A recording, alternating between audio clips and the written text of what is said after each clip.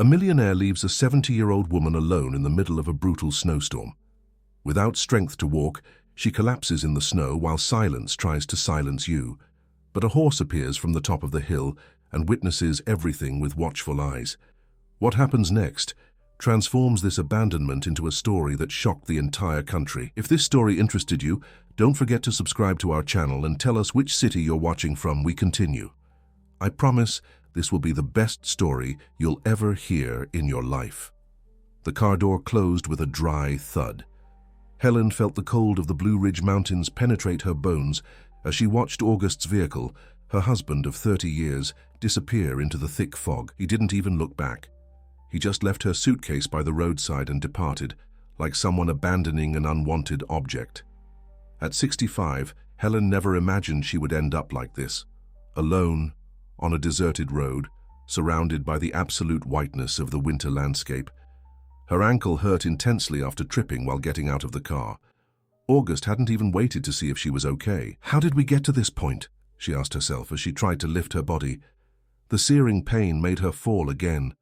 The cutting wind seemed to mock her fragility. Helen felt warm tears contrasting with the cold of her face. 30 years of marriage, 3 decades sharing the bed, the table, the dreams, and now abandonment. The memories came in flashes. The first signs that something was wrong started a few months ago. August, once affectionate, had become distant. Joint accounts began to show strange movements. Important documents for the house in Asheville, which was in her name, had mysteriously disappeared. And then came the arguments, the accusations that she was becoming confused, forgetful. "You're no longer capable of managing anything, Helen," he had said the week before. "It's better if I take care of everything." Helen had resisted, questioned, demanded explanations. And the answer was this: abandonment on the mountain road, in the middle of winter. The sun was beginning to set and the cold intensified. Helen dragged herself to a nearby rock, seeking some shelter from the wind. The feeling of unreality overwhelmed her. How could someone with whom she had shared an entire life simply leave her behind, as if she meant nothing? That's when she heard the neigh. At the top of the hill, a chestnut horse was watching her. Majestic, with a white patch on its chest, the animal seemed to be studying her with curiosity. Helen blinked several times, thinking it was a hallucination caused by the cold and despair. But the horse remained there, motionless, just watching. Slowly, as if understanding the situation, the animal descended the slope with sure steps through the snow. It approached Helen cautiously, who remained paralyzed, divided between fear and fascination. The horse extended its muzzle, and with delicacy touched her arm. "Are you real?" murmured Helen, extending her trembling hand to touch the animal's soft coat. The horse neighed softly as if responding. Night was falling rapidly, and Helen felt her body numbed by the cold. The horse lay down beside her, offering the warmth of its body. In a gesture of pure instinct, Helen moved closer, nestling against the animal. The warmth was comforting, like an unexpected embrace amid abandonment. "Thank you," she whispered, closing her eyes for a moment. When she awoke, the first rays of sun were tinting the landscape golden. The horse remained by her side, vigilant. With effort, Helen tried to stand up again. The pain in her ankle continued, but the rest had renewed some of her strength. The horse rose too, and, surprisingly, positioned itself so that Helen could lean on its body. She understood the silent offer, and with difficulty managed to stand leaning on the animal. "Where are we going?" she asked, more to herself than to the horse. The animal began to walk slowly, as if inviting Helen to follow. Without alternatives and driven by an inexplicable trust, she let herself be guided. Together, they advanced along the snow-covered road. The horse seemed to know the way, avoiding holes hidden by the snow and choosing the safest stretches. At one point, it stopped near an apple tree, one of the few that resisted the rigorous winter. With a gentle movement, the animal pushed the trunk, causing a ripe apple to fall, which, by some miracle, had survived the cold. Helen picked up the fruit, hungry. The sweet and tart flavor filled her mouth, bringing tears to her eyes. It was as if life, amid abandonment, still offered her small gifts. They continued their journey until they found a small natural shelter among rocks. The horse led Helen there, where she could finally rest protected from the wind. Looking at the horizon, she spotted in the distance what appeared to be smoke from a chimney. Civilization? She murmured with a sigh of relief. But how will we get there with my ankle like this? As if understanding the question, the horse again positioned itself so that Helen could mount. With difficulty, she managed to climb onto the animal's back, which began a careful walk toward the distant smoke. As they advanced, Helen couldn't help but let the memories return. She remembered the beginning of her marriage to August, when he still worked as a history teacher and she as a nurse. They were simple times, but happy ones. Then came his success as a textbook writer, the money, the move to a bigger house, and gradually the distancing. It was when I retired, thought Helen. It was when I stopped being financially useful. The last few months had been a real nightmare. August controlling everything from money to visits she could receive, the insistence that she sign powers of attorney, documents she could barely read, the constant insinuations that her memory was failing, that she was losing the ability to decide for herself. Gaslighting, she said aloud, remembering the term she had heard in a lecture on domestic violence years ago when she still worked at the hospital. She never imagined that one day she would be a victim of it. The horse continued forward, as if understanding the urgency of the situation. Helen felt strangely safe with that unknown animal. It was as if it had appeared at exactly the moment she needed it most. The landscape began to change. The snow gave way to some stretches of earth, indicating they were descending the mountain. In the distance, Helen began to distinguish the outline of a small village. Simple houses, some with lights on that shone welcomingly in the afternoon that was beginning to fall. "Almost there," she murmured, caressing the horse's neck in gratitude. That's when she spotted a small house away from the others. Smoke came from the chimney, and a soft light illuminated the window. The horse, as if it had a defined destination, headed directly there. As they approached, the door of the house opened. A woman of about 70, with grey hair tied in a simple bun and deeply expressive eyes, appeared in the doorway. She stood motionless for a moment, observing the unusual scene. An injured woman mounted on a wild horse. "Help, please," Helen managed to say, her voice weak from fatigue and emotion. The woman did not hesitate. She quickly approached, helping Helen dismount from the horse. "My God, what happened to you?" she asked, her face marked by genuine concern. Helen tried to respond, but the words were lost in a sob. All the weight of abandonment, fear, and physical exhaustion fell upon her at once. The woman seemed to understand, for she simply embraced her firmly. "Come, let's go inside. You're safe now." The horse remained standing, watching as the two women entered the house. Only when the door closed did it slowly move away, as if its mission for now was accomplished. Inside the simple but cozy house, Helen finally allowed herself to completely break down. Between tears, she began to tell her story to that stranger who had welcomed her without question. "My name is Martha," said the woman, holding Helen's cold hands between her own. "And you're not alone anymore." The aroma of herbs filled Martha's small kitchen. Helen, now with her ankle bandaged and sitting near the wood stove, held a steaming cup of tea between her hands. The two women remained in silence, but their gazes carried a mutual understanding that dispensed with words. "This tea will help with the pain and inflammation," Martha finally said, breaking the silence. "It's an old recipe. I learned it from my grandmother. Arnica, calendula, and a little ginger."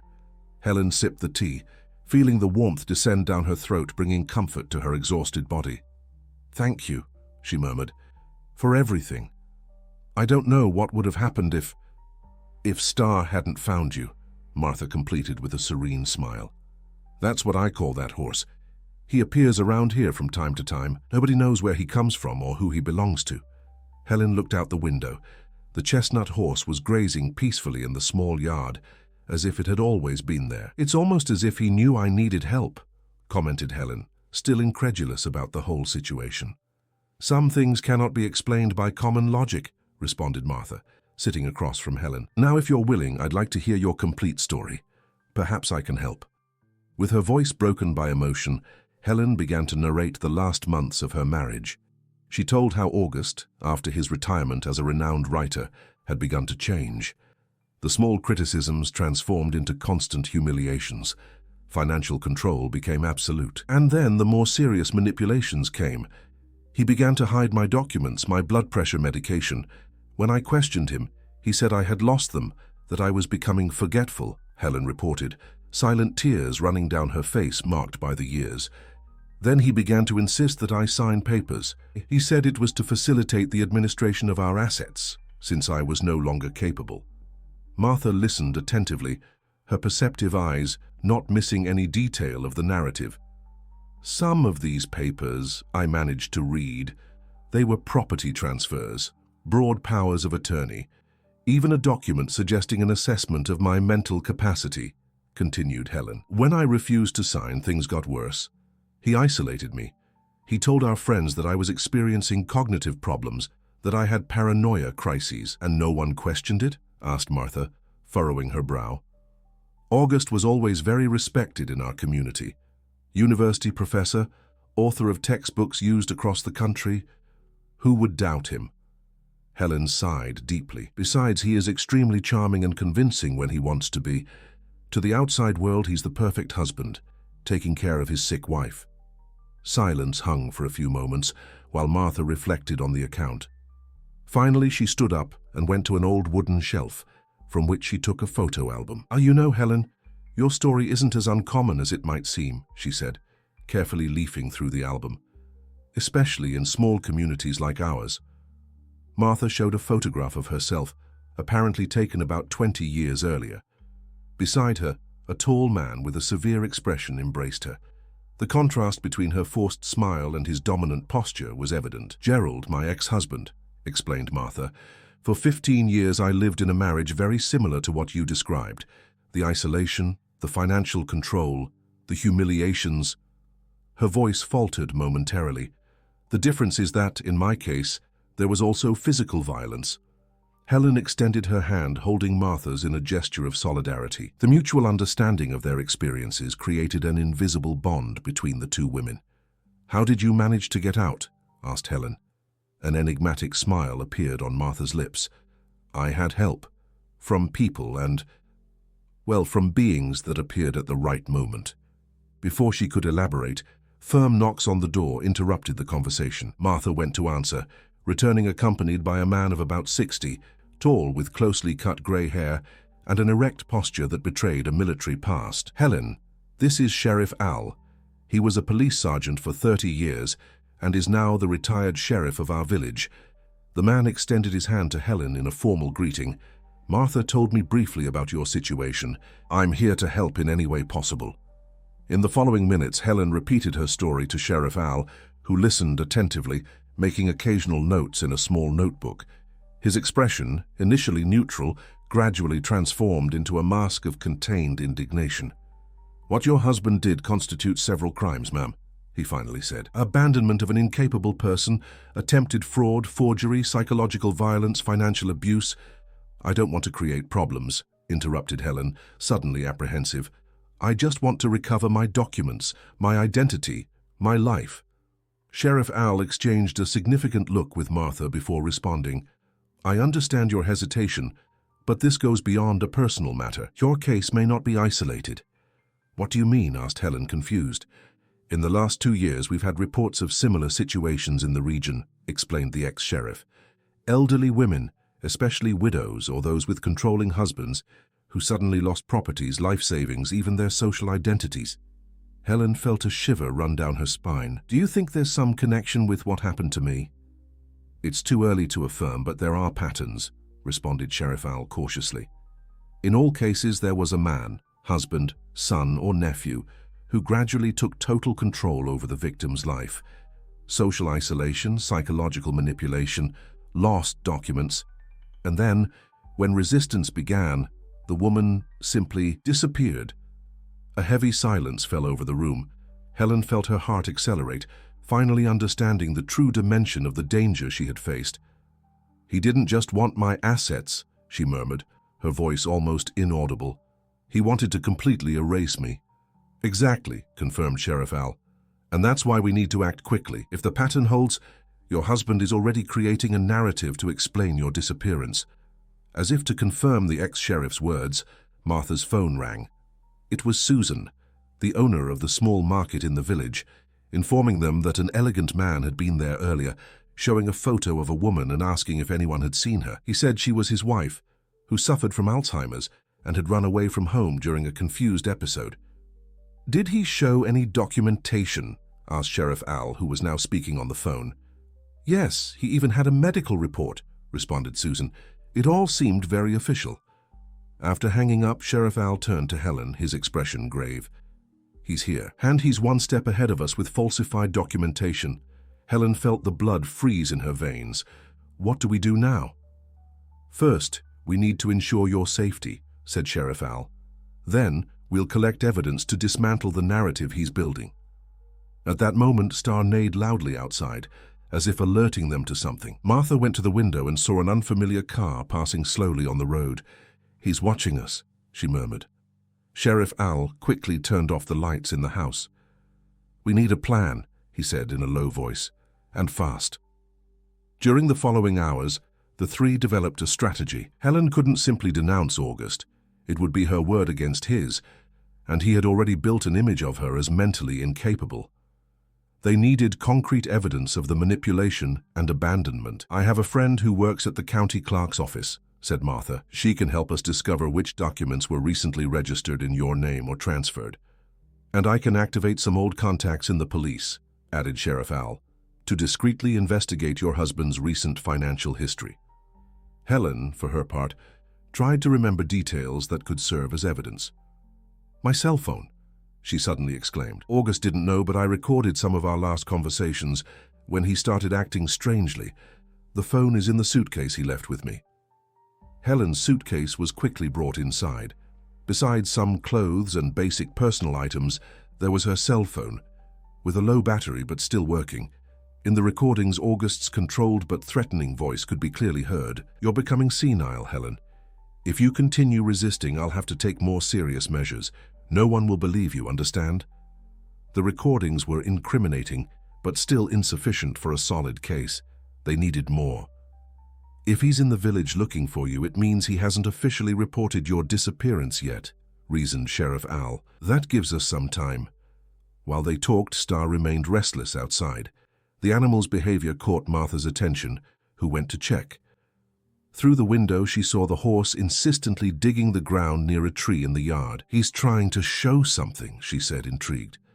The three cautiously went out to the yard. Under the moonlight, they observed the horse dig until it exposed a small metallic object buried superficially. Sheriff Al approached and removed the object from the earth. It was a small metal box, the type used to store important documents. With care, they opened the box.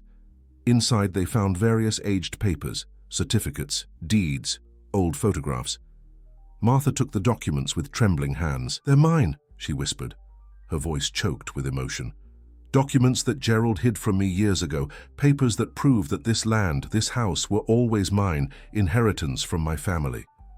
Helen looked at the horse, which now observed them calmly. A strange sensation took hold of her, as if Star wasn't just an animal, but a conscious presence, almost a guardian. How did he know? She began to ask, but was interrupted by Martha. Some questions don't need logical answers, said the older woman, with an enigmatic smile. What's important is that this gives me an idea. Back in the house, Martha explained her plan. If August was building a false narrative about Helen, they would play the same game, but with truth as a weapon. We're going to lure August into a trap, she said, her eyes shining with renewed determination. And for that, we'll need the help of the entire community and Star. The next morning, the small village woke up to an extraordinary piece of news. An elderly lady had been found in the mountains, saved by a mysterious horse. The story, purposely spread by Susan from the market, didn't mention names, just enough details to arouse curiosity and attract August. Meanwhile, Sheriff Al activated his contacts. Helen provided all the necessary details to initiate a discreet investigation into August's recent financial and documentary movements. Martha mobilized her network of friends, other women who, like her, had survived abusive relationships and now formed a kind of silent sisterhood in the region. Helen, still sheltered in Martha's house, alternated between moments of determination and others of profound fear. Decades of psychological manipulation didn't disappear in a few days. At every noise she started, fearing to see August appear at the door. What if he manages to take me back? She asked in a moment of fragility, while observing Star peacefully grazing through the window. Martha sat beside her, holding her hands firmly. "Helen, look at me. You're not alone anymore. You have me, you have Sheriff Al, you have an entire community that already knows your true story. And you have Star." As if hearing his name, the horse raised his head and looked directly at the window. Helen felt a strange certainty that somehow the animal was protecting her. "Besides," continued Martha with a confident smile, "we have a plan, and tomorrow, when August appears at Susan's market to continue his search, the first phase of that plan will be put into action." Helen nodded, trying to absorb the courage of that woman she barely knew, but who had already become her greatest ally. Looking again at the horse in the yard, she felt a sensation of peace envelop her heart. For the first time in a long time, she no longer felt invisible. The small village dawned wrapped in a fine mist, typical of the mountain region. At Susan's market, the buzz was constant. The story of the lady rescued by a mysterious horse spread from mouth to mouth, gaining new details with each narration. "Exactly as planned. They say she was almost unconscious when the horse found her," commented a lady while choosing vegetables. "I heard the animal carried her for miles until finding help," added another, with eyes widened in admiration. Susan, behind the counter, just smiled discreetly, feeding the customer's curiosity with small, carefully selected pieces of information. Sheriff Al had explained to her the importance of this collective staging. Shortly after 10 in the morning, the bell on the market's door tinkled, announcing the arrival of a customer. A tall man, about 65 years old, entered with firm steps. He wore expensive clothes, had well-groomed grey hair and wore sophisticated framed glasses. His posture exuded authority and formal education, but his restless eyes revealed anxiety. "Good morning," he greeted with a modulated voice. "I'm August Miller, retired university professor. I'm looking for my wife, Helen. She suffers from early-stage Alzheimer's and disappeared 2 days ago during a trip we were making through the region." August extended a photograph where Helen appeared smiling, a few years younger. Her smile was rehearsed, forced, something that only someone who truly knew that relationship could perceive. "I'm desperate," he continued, his voice choked by an emotion that didn't reach his eyes. "I fear for her safety. In these conditions, confused, disoriented, any help would be invaluable." Susan studied the photograph at length, following Sheriff Al's instructions. "You know," she finally said, "everyone's talking about a lady who was found in the mountains a few days ago, rescued by a horse. Just imagine." August's eyes momentarily brightened, but he maintained his composure. "A horse? That seems too unusual. Where is this lady now?" "She was taken in by Martha, who lives in the yellow house at the end of the main road," answered Susan, carefully observing the man's reaction. "But I don't know if it's your wife." The rescued woman seemed quite lucid from what I heard. A muscle twitched almost imperceptibly in August's jaw. "Still, I'd like to check. During her crises, Helen can seem perfectly normal to those who don't know her condition." Of course," agreed Susan, nodding understandingly. "Martha will certainly receive you. She has a huge heart." August thanked her and hurriedly left the market. As soon as the door closed, Susan picked up the phone and dialed quickly. "He's on his way," she said simply. At Martha's house, the tension was palpable. Helen, sitting at the kitchen table, breathed deeply, trying to control the trembling of her hands. After 30 years living under psychological control, she was about to confront her oppressor. "Remember, you're not alone," said Martha, lightly squeezing Helen's shoulder. "Follow the plan and trust." Sheriff Al, who had arrived minutes before after receiving Susan's call, was checking a small recording device strategically hidden under the tablecloth. "All ready," he confirmed. "I'll be in the next room, listening to everything. If things get out of control, I'll intervene immediately."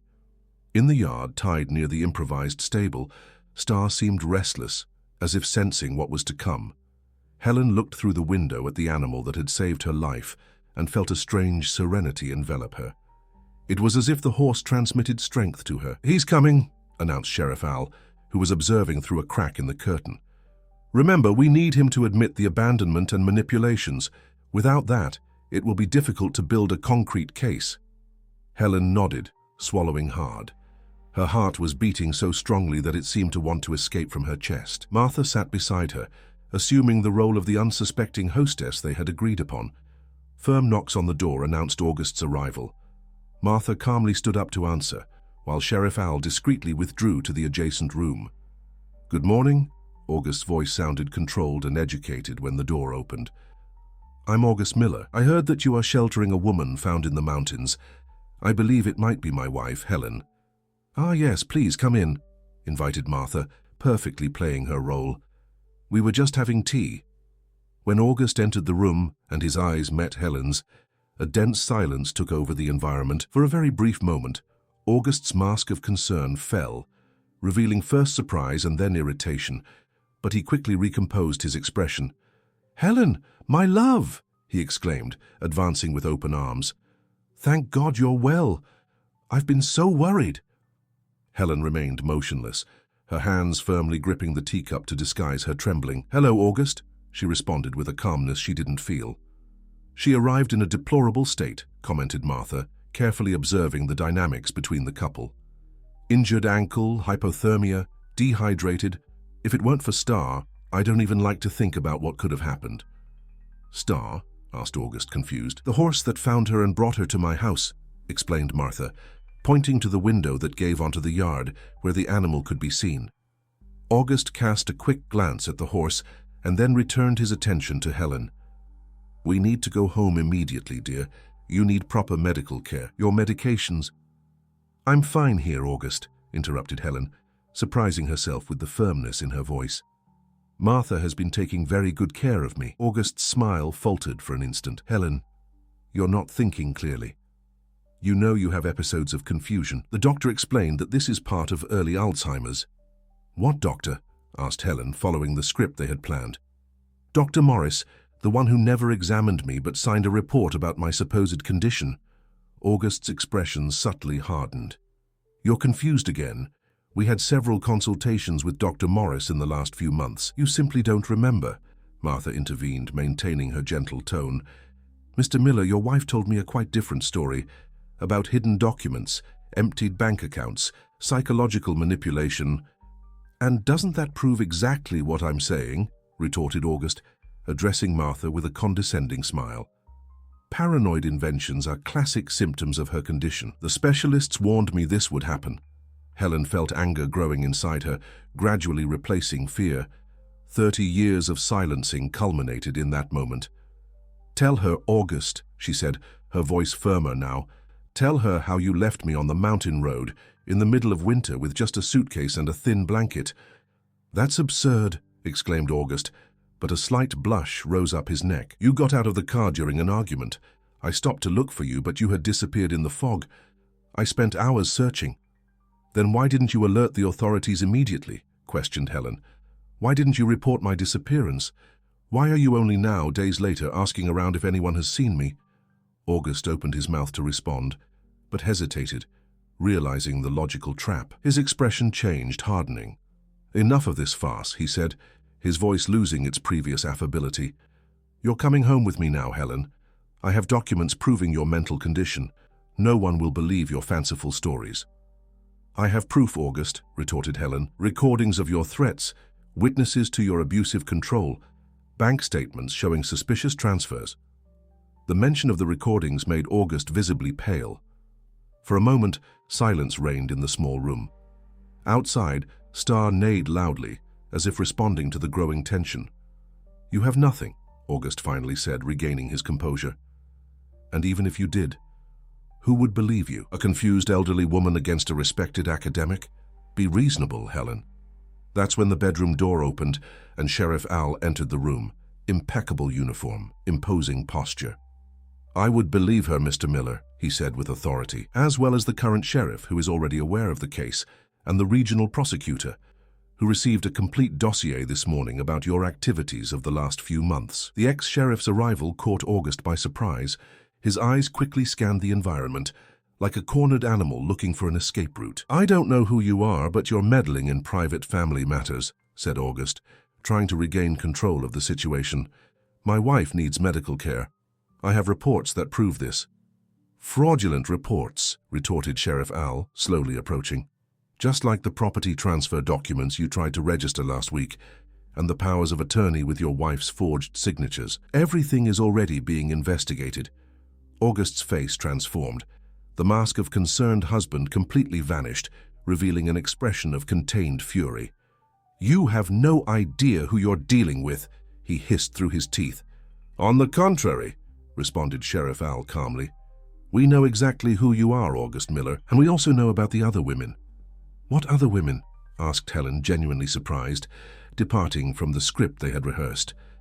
Sheriff Al kept his eyes fixed on August while responding. "Your husband has a pattern, Helen. You're not the first. In the last 5 years, at least 3 other elderly women in the region lost everything to men who followed exactly the same modus operandi, and we have reasons to believe your husband is connected to these cases." The shock on Helen's face was genuine. August, for his part, maintained an impassive expression, but his eyes betrayed growing nervousness. "That's defamation," he finally said. "I'll sue you for these absurd accusations." "Feel free," responded Sheriff Al. "The courts would love to hear the recordings that Helen possesses, as well as the testimonies of the other victims we've already identified." A tense silence settled in the room. Helen looked at the man with whom she had shared 30 years of her life, now feeling him as a complete stranger. How could she not have perceived the true nature of that man for so long? "What happens now?" she finally asked, addressing Sheriff Al. "Now, Miss Helen, your husband is going to peacefully accompany me to the police station to provide clarifications," responded the ex-sheriff. "Meanwhile, you will remain here, under protection. The investigations will follow their course." August abruptly stood up. "This is absurd. I have no obligation to accompany you. There's no formal accusation against me." "Actually, there is," corrected Sheriff Al. "Abandonment of an incapable person and attempted fraud to begin with. But if you prefer, we can wait for the police to arrive. They're on their way, with a preventive arrest warrant." The mention of the warrant finally seemed to shake August's confidence. His gaze scanned the room again, this time lingering longer on the back door. With a quick movement, he pushed the table toward Sheriff Al and ran for the exit. "He's going to escape!" shouted Martha, running to help Sheriff Al, who had stumbled with the impact of the table. Helen, acting on pure instinct, stood up and limped quickly to the window. "Star!" she called out in desperation. What happened next seemed to occur in slow motion. August managed to open the back door and ran into the yard, heading toward the car parked on the road. The chestnut horse, upon hearing Helen's call, rose up on its hind legs, easily breaking the rope that held it, and galloped toward August. There was no collision, there was no violence. The horse simply positioned itself in August's path, imposing, its eyes fixed on the man who froze in place, paralyzed by the animal's intimidating presence. At that moment, sirens announced the arrival of the police. 2 official cars parked in front of the house, and 4 officers quickly descended, surrounding the perimeter. August, still facing the horse that didn't move an inch, slowly raised his hands in a sign of surrender. While the police handcuffed August and led him to the car, Helen approached Star, caressing his neck in silent gratitude. The animal neighed softly, as if understanding. "He knew," murmured Helen to Martha, who had joined her in the yard. "Somehow Star knew exactly what to do." Martha smiled enigmatically. "Some beings see beyond what our eyes can see," she said simply. "Star isn't just a horse, Helen. He's a guardian." As they watched the police car drive away with August, Helen felt a strange mixture of relief and sadness. 30 years of her life had been based on a lie, on a relationship built on control and manipulation. At the same time, she finally felt free, as if an immense weight had been removed from her shoulders. "What do I do now?" she asked, more to herself than to Martha. The older woman held her hand firmly. "Now, my friend, you begin to rebuild, and you're not alone in this journey." Star approached the 2 women as if wanting to integrate that circle of mutual support. Helen smiled, caressing the animal's muzzle. "No, I'm not alone," she agreed, feeling for the first time in a long time hope blossoming in her heart. Sheriff Al joined them in the yard. "This is just the beginning," he warned. "We'll have a long process ahead. Testimonies, hearings, possible intimidation. We're prepared," affirmed Martha with conviction. "And it's not just us. There's an entire network of women in the region, survivors like us, ready to support Helen." Helen nodded, feeling strengthened by the support of those who, until a few days ago, were complete strangers, but who now formed her new family. A chosen family, based on mutual respect and solidarity. "Besides," added Martha with a smile, "we have Star." The horse, as if understanding they were talking about him, proudly raised his head. His eyes, deep and expressive, met Helen's. transmitting a silent message of protection and loyalty. In that moment, under the sun that finally broke through the morning mist, Helen understood that her journey of recovery was just beginning. But for the first time in decades, she didn't feel afraid of the future. On the contrary, she longed for it. 3 months passed since August's arrest.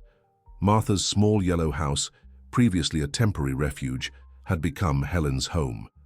The two women, united by similar experiences, developed a deep friendship that transcended words. It was as if they had been friends throughout their entire lives, filling each other's void with mutual understanding and respect. The morning was particularly beautiful that day. Winter had given way to spring, and wildflowers colored the fields around the village. Helen, sitting on the porch with a cup of tea, observed Star grazing peacefully in the nearby field. The horse, which appeared and disappeared mysteriously, had become a constant presence since August's arrest, as if it had decided to remain as Helen's guardian. "Important day today," commented Martha, joining Helen on the porch. Her grey hair, now braided with wildflowers, framed a face that, although marked by time, radiated serenity. Helen nodded, a mixture of anxiety and determination in her gaze. "The final hearing. It seems this nightmare will finally come to an end." The investigations into August had revealed a much larger scheme than anyone could have imagined. It wasn't just about psychological manipulation and an attempt to appropriate Helen's assets. August was part of a network that took advantage of vulnerable elderly people, especially women, throughout the mountain region. Through falsified documents, fraudulent medical reports, and a network of accomplices strategically positioned in Clark's offices and institutions, the group had stripped dozens of victims of their properties, savings, and, in some cases, their very identity. "Sheriff Al called earlier," informed Martha. "He said the prosecutor is confident. With your testimony and the new evidence discovered in August's offshore accounts, the conviction is practically certain." Helen breathed deeply, feeling the weight of that responsibility. Her testimony wasn't just for herself, but for all the other victims who, like her, had been silenced, manipulated, led to doubt their own sanity. "I'm ready," she affirmed, more to herself than to Martha. Star, as if sensing the importance of the moment, approached the porch, neighing softly. Helen smiled, extending her hand to caress the animal's muzzle. "He always knows when we need support," commented Martha, observing the interaction between Helen and the horse. "It's almost as if he understood everything," completed Helen. "Sometimes I think he's more than just a horse." Martha nodded, an enigmatic gleam in her eyes. "Some things don't need scientific explanations, Helen. Just accept the mystery and the grace they bring." The sound of an approaching car interrupted the conversation. It was Sheriff Al, punctual as always, arriving to take them to the courthouse in the neighboring town. "Ready, ladies?" he asked, in the formally respectful tone he always used, but with a warm smile that revealed the friendship developed in the last few months. During the journey to the town, Helen remained silent, absorbing the landscape that passed by the window. Green fields, small rural properties, people working the land, a simple, honest life, in direct contrast to the complex web of lies that August had woven over the years. "What will I do after all this is over?" asked Helen, breaking the silence. "Whatever you want to do," responded Sheriff Al simply. "For the first time in a long time, your life belongs only to you." The prospect of total freedom was simultaneously frightening and exciting. After decades living under control, the idea of making her own decisions without fear of repression seemed almost like a distant dream. The courthouse was packed when they arrived. Local journalists, curious onlookers, and mainly a significant group of elderly women, some that Helen recognized as part of Martha's silent sisterhood, others who were probably victims of August and his accomplices. Helen felt her heart accelerate upon spotting August being led into the courthouse. Even handcuffed and wearing a prisoner's uniform, he maintained an arrogant posture, as if he were above that process, those people. Their gazes crossed for a brief moment. There was no remorse in those eyes, only cold anger for having been caught. The hearing lasted hours, detailed testimonies, documentary evidence, incriminating recordings. The case built by the prosecutor was solid as a rock. When the moment came for Helen to testify, she felt an unexpected calm take over her being. With a firm and clear voice, she narrated everything, from the first signs of manipulation to the abandonment in the mountains. She described how August had gradually taken control over every aspect of her life, how he had isolated her from friends and family, how he had made her doubt her own sanity. "He didn't just take my material possessions," concluded Helen, looking directly at the jurors. "He tried to steal my identity, my autonomy, my dignity as a human being, and he did this not only to me but to other women who had the misfortune to cross his path." When the sentence was finally announced, 20 years in prison for August and ongoing investigations into his accomplices, a collective sigh of relief went through the courthouse. Helen felt as if a dark chapter of her life was finally closing. Outside the courthouse, reporters surrounded Helen, Martha, and Sheriff Al. Questions were launched from all sides, flashes fired. The story of the mountain lady and the mysterious horse that had saved her had captured the public imagination. "Ms. Helen, how do you feel now that your ex-husband has been convicted?" asked a young reporter, microphone in hand. Helen reflected for a moment before responding. "I feel like I can finally breathe freely. But more important than that, I feel that our fight has brought visibility to a problem that remains invisible to many: abuse against the elderly, especially women." Her response provoked a new wave of questions. Helen, who had always been reserved, surprised herself with her own eloquence when addressing issues about psychological violence, financial manipulation, and the specific vulnerability of elderly people. "What will happen to the criminal network that your ex-husband was part of?" questioned another reporter. It was Sheriff Al who responded.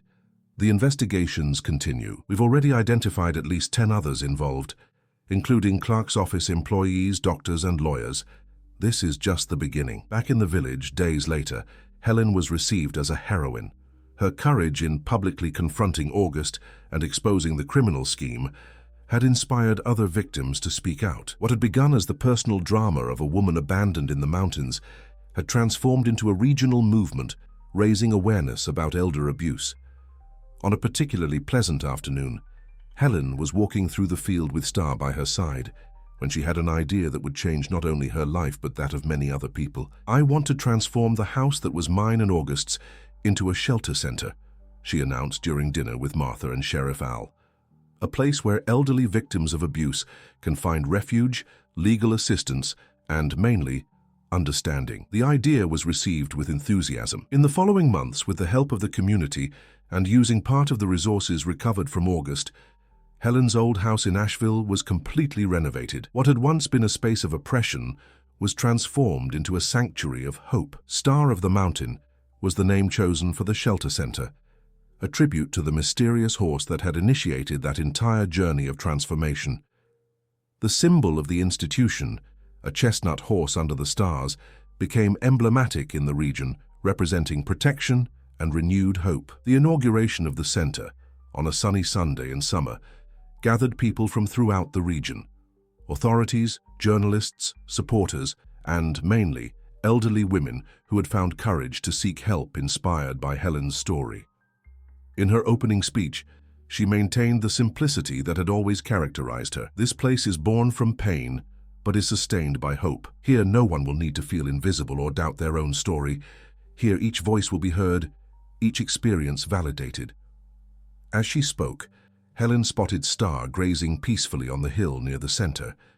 The horse, always mysterious in its movements, seemed to approve of this new chapter that was beginning. In the months and years that followed, the Star of the Mountain Center expanded its activities.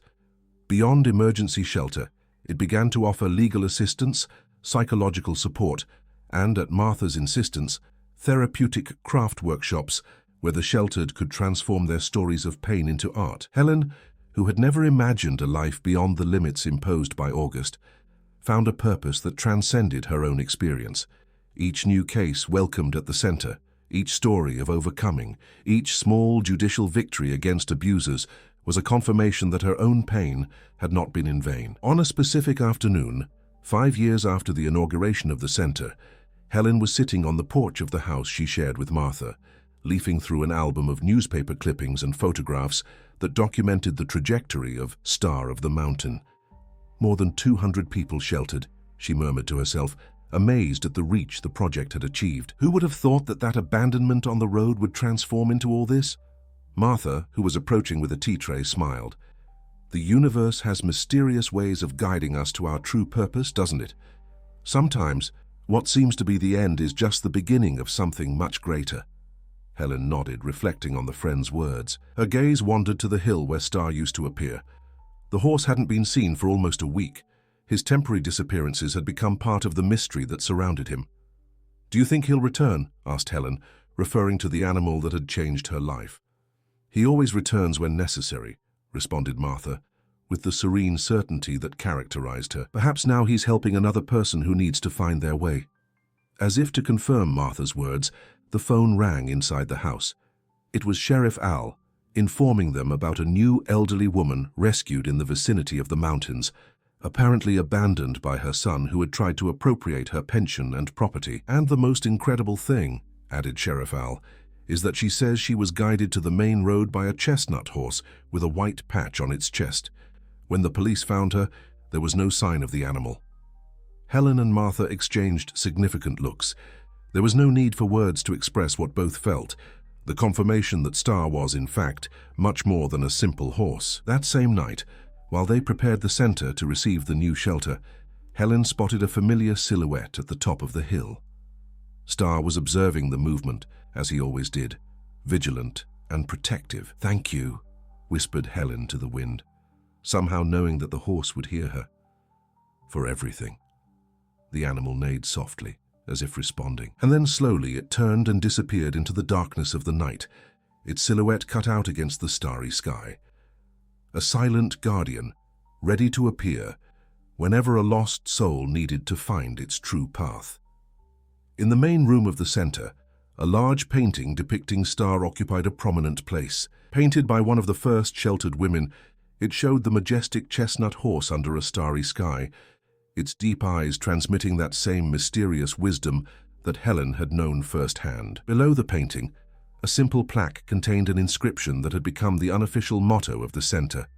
"Sometimes what saves us doesn't speak, it just remains." Helen and Star's story had surpassed the borders of the small village. Reports in national newspapers, documentaries, interviews on television programs. The Mountain Lady and the Guardian Horse, as the media had nicknamed the case, had inspired changes in public policies for elder protection across the country.